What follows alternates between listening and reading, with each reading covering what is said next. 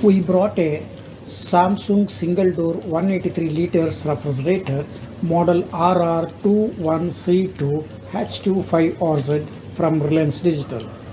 As stated by Samsung, the refrigerator runs on home inverter.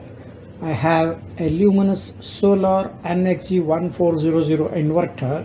It is connected with 12 volt 150Ah tall tubular Amaron battery with 600 watts of monocrystalline solar panels at the roof.